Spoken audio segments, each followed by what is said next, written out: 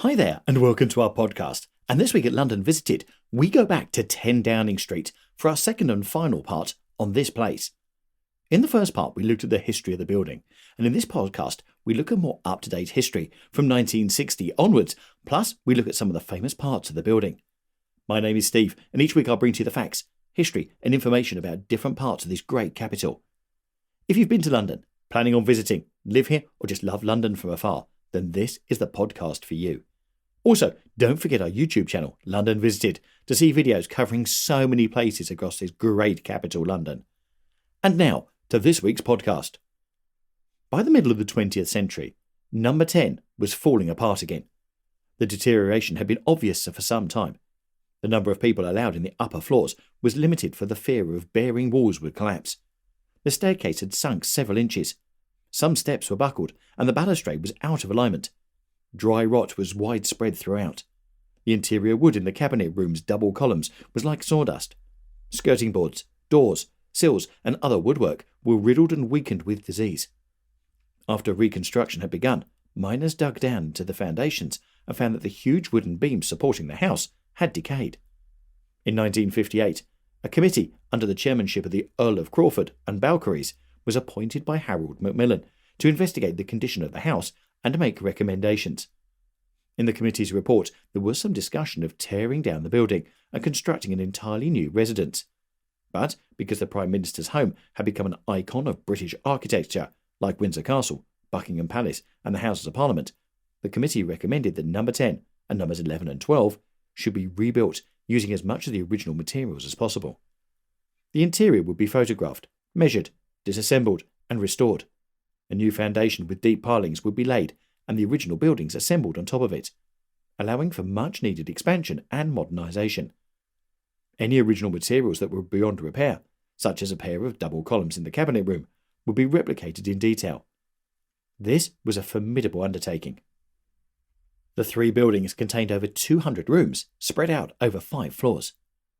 The architect, Raymond Erith, carried out the design for this painstaking work, and the contractor that undertook him was John Mowlem & Co. The Times reported initially that the cost for the project would be £400,000, and after more careful studies were completed, it was concluded that the total cost was likely to be £1.25 million and would take 2 years to complete.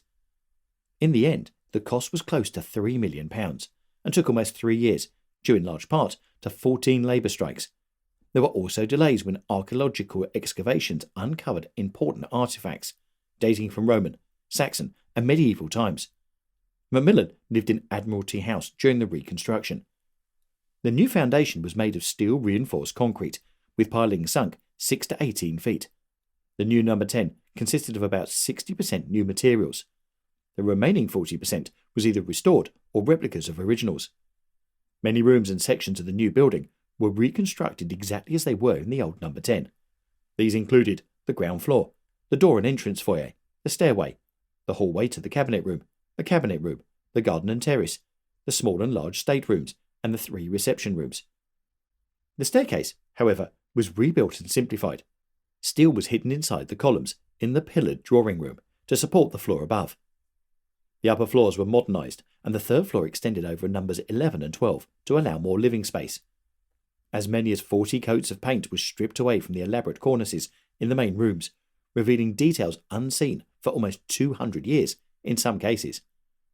When builders examined the exterior facade, they discovered that the black colour visible, even in photographs from the mid-19th century, was misleading. The bricks were actually yellow. The black appearance was the product of 2 centuries of pollution. To preserve the traditional look of recent times, the newly cleaned yellow bricks were painted black to resemble their well-known appearance. The thin tuck-pointing mortar between the bricks is not painted, so this contrasts with the bricks. Although the reconstruction was generally considered an architectural triumph, Erith was disappointed. He complained openly during and after the project that the government had altered his design to save money. Erith described the numbers on the front, intended to be based on historical models, as a mess and completely wrong to a fellow historian. "I am heartbroken by the result," he said. "The whole project has been a frightful waste of money, because it just has not been done properly. The Ministry of Works has insisted on economy after economy. I am bitterly disappointed with what has happened." Erith's concerns proved justified. Within a few years, dry rot was discovered, especially in the main rooms due to inadequate waterproofing and a broken water pipe. Extensive reconstruction again had to be undertaken in the late 1960s to resolve these problems. Further extensive repairs and remodelling, commissioned by Margaret Thatcher, were completed in the 1980s under the direction of Erith's associate, Quinlan Terry. The work done by Erith and Terry in the 1960s and 1980s represents the most extensive remodelling of Number 10 in recent times. During 1990, when the Terry reconstruction was completed, repairing, redecorating, remodelling and updating the house has been ongoing as needed. The IRA mortar attack in February 1991 led to extensive work being done to repair the damage, mostly to the garden and exterior walls, and to improve security. In the summer of 1993, windows were rebuilt, and in 1995, computer cables installed. In 1997, the building was remodelled to provide extra space for the Prime Minister's greatly increased staff. To accommodate their large families, both Tony Blair and David Cameron chose to live in the private residence above number 11, rather than the small one above number 10. In 2010, the Camerons completely modernised the 50-year-old private kitchen in number 11. The current tenants of 10 Downing Street are the First Lord of the Treasury, Prime Minister of the United Kingdom. It currently houses the UK Cabinet Room, in which cabinet meetings in the UK take place, chaired by the current Prime Minister, Boris Johnson. It also houses the Prime Minister's Executive Office, which deals with logistics and diplomacy concerning the government of the UK. Number 10's door is the product of renovations Charles Townshend ordered in 1766. It was probably not completed until 1772. Executed in the Georgian style by the architect Kenton Corse, it is unassuming and narrow, consisting of a single white stone step leading to a modest brick front. The small, 6-panelled door, originally made of black oak, is surrounded by cream-coloured casing and adorned with semicircular fanlight window. Painted in white between the top and the middle sets of the panels is the number 10. The 0 of the number 10 is painted in a very eccentric style. It is a 37-degree angle anti-clockwise. One theory is that this is in fact a capital O, as found in the Roman Trojan alphabet that was used by the Ministry of Works at the time. A black iron knocker in the shape of a lion's head is between the two middle panels. Below the knocker is a brass letterbox with the inscription, First Lord of the Treasury. The doorbell is inscribed with push, although it is rarely used in practice. A black ironwork fence with spiked newel posts runs along the front of the house and up each side of the step to the door. The fence rises above the step to the double-swirled archway, supporting an iron gas lamp surmounted by a crown.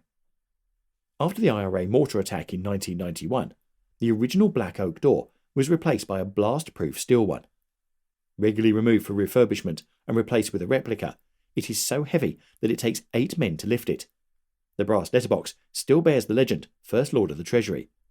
The original door was put on display in the Churchill Museum at the Cabinet War Rooms. The door cannot be opened from outside.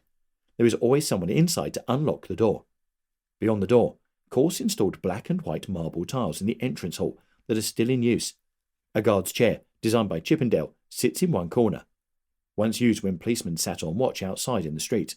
It has an unusual hood designed to protect them from the wind and cold and drawer underneath, where hot coals were placed to provide warmth. Scratches on the right arm were caused by their pistols rubbing against the leather.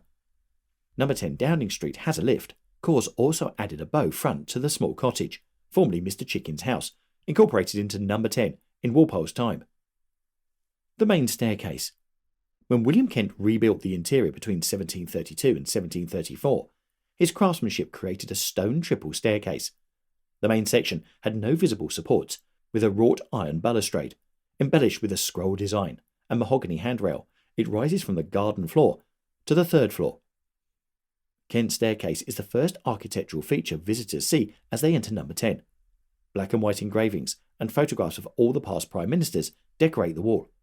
They are rearranged slightly to make room for a photograph of each new prime minister. There is one exception. Winston Churchill is represented in 2 photographs. At the bottom of the staircase are a group of photos of prime ministers and their cabinet ministers and representatives to imperial conferences. The Cabinet Room. In Kent's design for the enlarged number 10, the Cabinet Room was a simple rectangular space with enormous windows. As part of the renovations begun in 1783, it was extended. giving the space its modern appearance. Probably not completed until 1796, this alteration was achieved by removing the east wall and rebuilding it several feet inside the adjoining secretary's room. At the entrance, a screen of 2 pairs of Corinthian columns was erected to carry the extra span to the ceiling, supporting a moulded entablature that wraps around the room. Robert Taylor, the architect who executed this concept, was knighted on its completion. The resulting small space, framed by the pillars, serves as an anteroom to the larger area. Hendrik Dickart's painting, The Palace of Whitehall, usually hangs in the anteroom. It also contains 2 large bookcases that house the Prime Minister's library. Cabinet members traditionally donate to the collection on leaving office, a tradition that began with Ramsay MacDonald in 1931. Although Kent intended the First Lord to use this space as his study, it has rarely served that purpose. It has almost always been the cabinet room. There have been few exceptions. Stanley Baldwin used the cabinet room as his office. A few prime ministers, such as Tony Blair, occasionally worked at the cabinet room table. Painted off-white with large floor-to-ceiling windows along one of the long walls, the room is light and airy. 3 brass chandeliers hang from the high ceiling. The cabinet table, purchased during the Gladstone era, dominates the room. The modern boat-shaped top, introduced by Harold Macmillan in the late 1950s, is supported by huge original oak legs. The table is surrounded by carved, solid mahogany chairs that also date back from the Gladstone era. The Prime Minister's chair, the only one with arms, is situated midway along one side in front of the marble fireplace, facing the windows. When not in use, it is positioned at an angle for easy access. The only picture in the room is a copy of a portrait of Sir Robert Walpole by Jean-Baptiste Van Loo, hanging over the fireplace. Each cabinet member is allocated a chair based in order of seniority. Blotters inscribed with their titles mark their places. The First Lord has no designated office space in number 10. Each has chosen one of the adjoining rooms as his or her private office. The State Drawing Rooms. Number 10 has 3 interlinked state drawing rooms: the pillared drawing room, the terracotta drawing room, and the white drawing room. Pillared State Drawing Room. The largest is the pillared room, thought to have been created in 1796 by Taylor. Measuring 37 feet long by 28 feet wide, it takes its name from the twin iconic pillars, with straight pediments at one end. Today, there is a portrait of Queen Elizabeth I over the fireplace. During the Thatcher ministry, 1979 to 1990, a portrait of William Pitt by Romney was hung there. A Persian carpet covers almost the entire floor, a copy of a 16th century original now kept in the Victoria and Albert Museum. There is an inscription woven into it that reads, "I have no refuge in the world, other than thy threshold. My head has no protection, other than this porchway. The work of a slave of the holy place, Masud of Kashan, in the year 926, the Islamic year corresponding to 1520. The restoration conducted in the late 1980s, Quinlan Terry restored the fireplace. Executed in the Kentian style, the small ionic pillars over the mantel are miniature duplicates of the large pillars in the room. The ionic motif is also found in the door surrounds and panelling.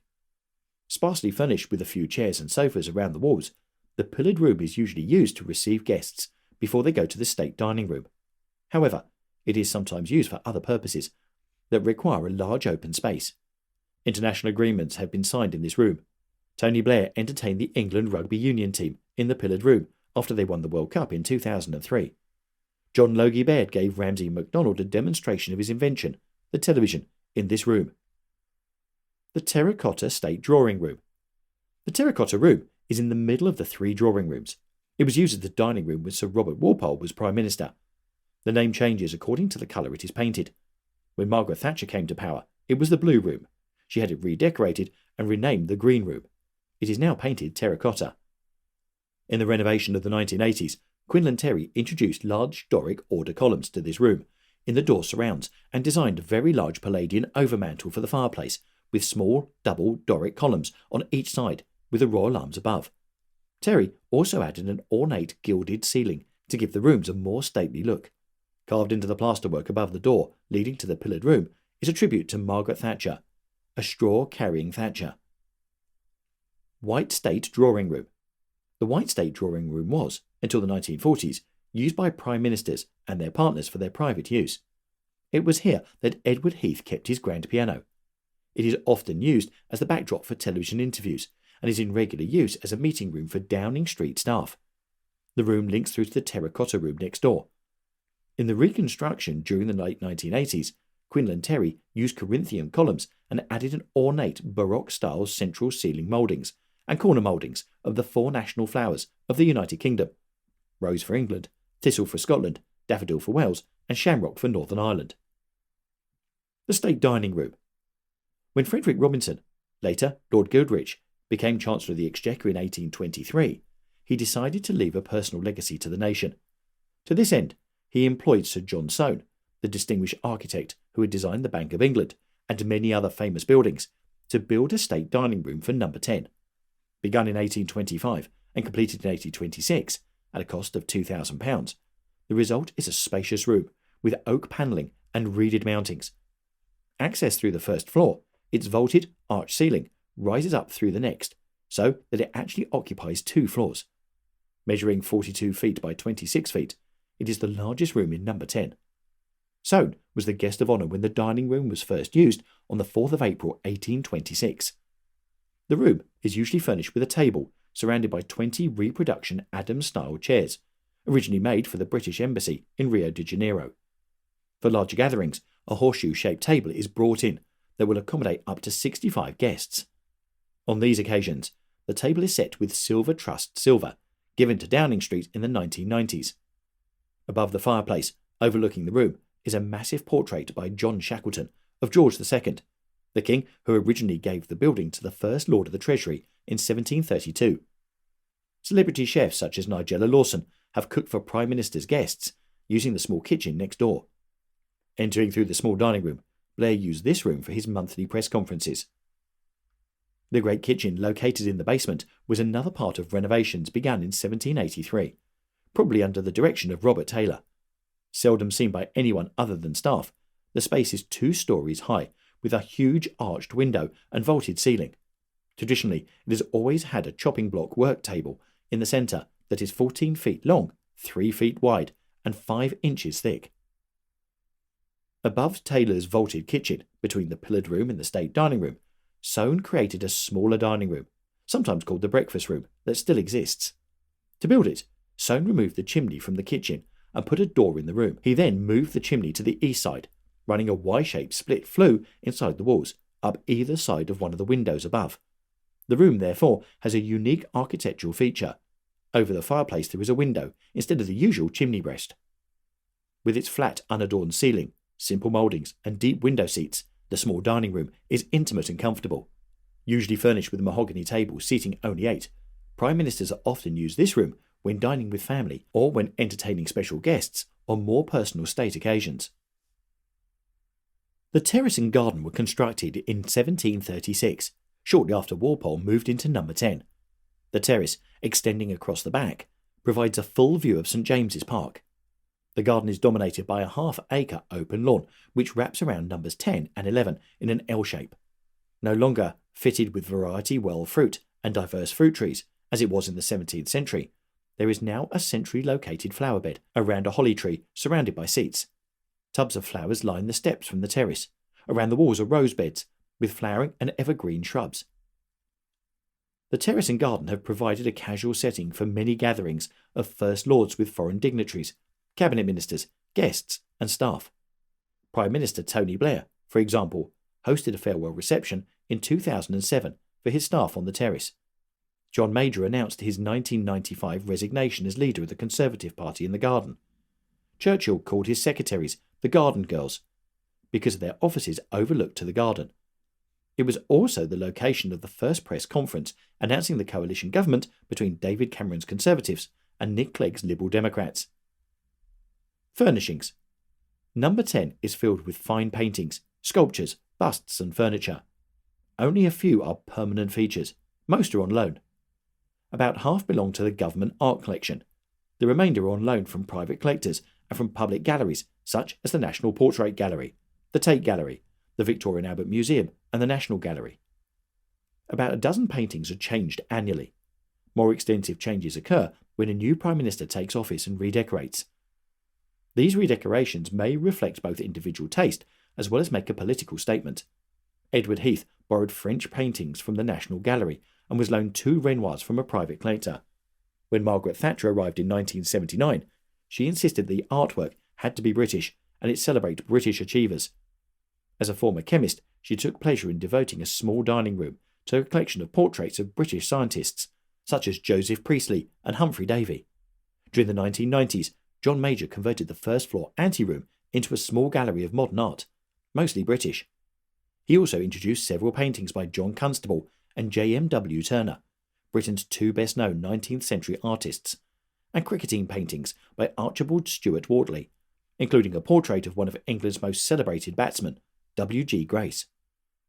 In addition to outstanding artwork, Number 10 contains many exceptional pieces of furniture, either owned by the house or on loan. One of the most striking and unusual is the Chippendale hooded guard's chair, already mentioned, that sits in the corner of the entrance hall. To its left is a long case clock by Benson of Whitehaven. A similar clock by Samuel Whichcote of London stands in the cabinet anteroom. The White State drawing room contains examples of Adams furniture. The Green State drawing room contains mostly Chippendale furniture, including a card table that belonged to Clive of India and a mahogany desk that is thought to have belonged to William Pitt the Younger and used by him during the Napoleonic Wars. In addition to the large carpet previously described, the pillared State drawing room also contains a marble-top table by Kent. The State dining room contains a mahogany sideboard by Adam. Until the late 19th century, Prime Ministers were required to furnish Number 10 at their own expense, with furniture, tableware, china, linens, curtains and decorations. This arrangement began to change in 1877 when Benjamin Disraeli took up residency. He insisted the Treasury should bear the cost of furnishings, at least in the public areas.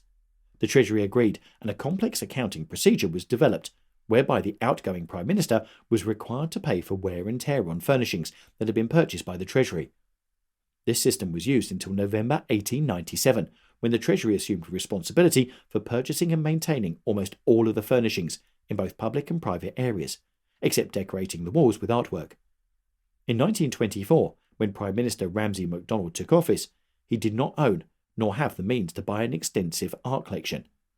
He had the government art collection loan pieces. The arrangement became the standard practice.